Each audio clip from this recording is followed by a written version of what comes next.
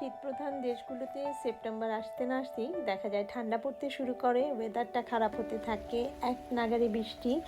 এবং সেই সাথে মেঘাচ্ছন্ন আকাশ, দিনের অংশটা কমে যাওয়া, সব কিছুই কিন্তু আমরা যারা বাগান করি তাদের সেই বাগানের উপরে একটা এফেক্ট পড়ে। এবং যে সবজিগুলো এ সময় প্রচুর সবজি থাকে গাছে, সেই সবজিগুলো কিন্তু সঠিকভাবে বড় হতে পারে না। আমরা হয়তো আরও কিছুটা সময় সেগুলোকে দিতে চাই যে বড় হওয়ার জন্য, কিন্তু দেখা যায় যে একদিন বা দুদিনের ঠান্ডায় সেগুলো কিন্তু নষ্ট হয়ে যায়। সেজন্য সবজিগুলো গাছে থাকা অবস্থায় সঠিক সময় আমাদের হারভেস্ট করাটা জরুরি, এবং সেই সাথে এগুলোকে সংরক্ষণেরও ব্যবস্থা করতে হবে, যাতে সেগুলোকে আমরা পরবর্তী সময়ে সঠিকভাবে সঠিক স্বাদে পুষ্টিগুণ রেখে সেগুলো আরও কিছু দিন খেতে পারি। সে কারণেই এভাবেই এখনই সময় আমাদের বাগানের যে সবজিগুলো রয়েছে সেগুলো হারভেস্ট করার এবং সংরক্ষণ